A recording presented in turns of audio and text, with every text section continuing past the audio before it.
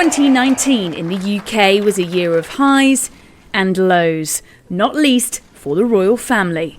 There was a new addition to the British monarchy, baby Archie, the first son of the Duke and Duchess of Sussex, Meghan and Harry. It's magic. It's pretty amazing, and I have the two best guys in the world, so I'm really happy. Prince Andrew became embroiled in a scandal over his friendship with convicted sex offender Jeffrey Epstein. And the Queen welcomed US President Donald Trump on a controversial state visit, which led to mass protests. Say it clear!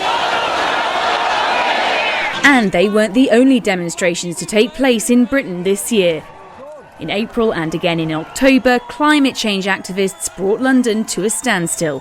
Thousands were arrested as part of plans by the global environment movement Extinction Rebellion.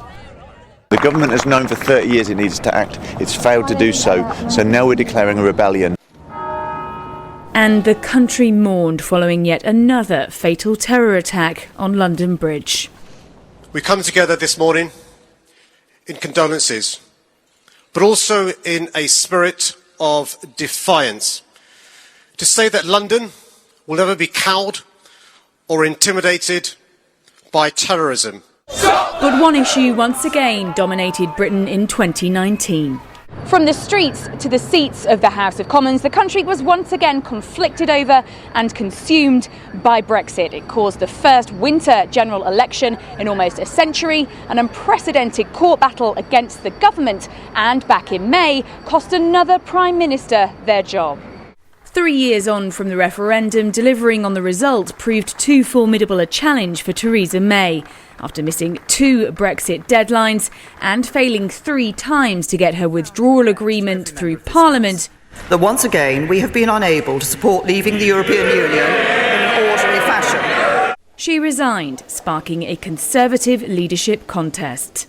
The second female Prime Minister, but certainly not the last.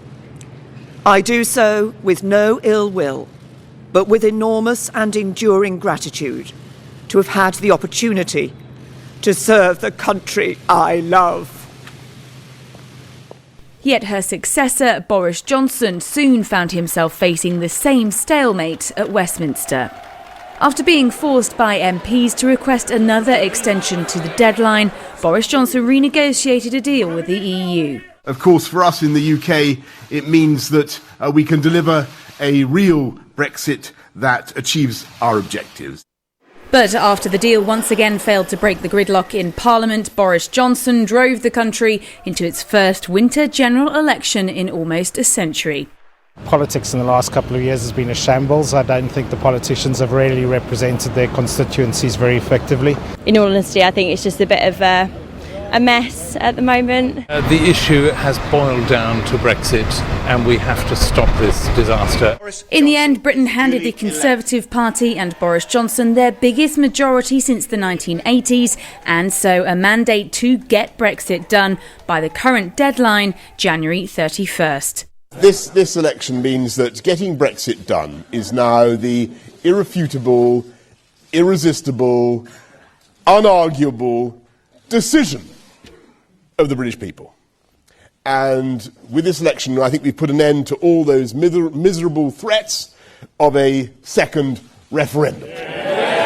Yet experts argue the cloud of uncertainty over Brexit isn't likely to disappear anytime soon. So we might have a paradox next year that Brexit is done. Formally, we're no longer a member state of the European Union, but Brexit uncertainty is as bad as ever, both running up to that deadline for extending transition in June and then running up to a possible cliff edge WTO Brexit in December. So for businesses, another rocky year ahead, I'm afraid. The Prime Minister also faces another challenge as he heads into 2020, avoiding a potential breakup of the United Kingdom.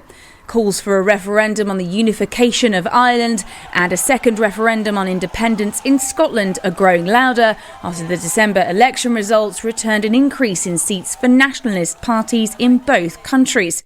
So as he steps into Downing Street once again, Boris Johnson will have to tread carefully to avoid waving goodbye to the UK as we know it. Holly Hudson, SABC News, London.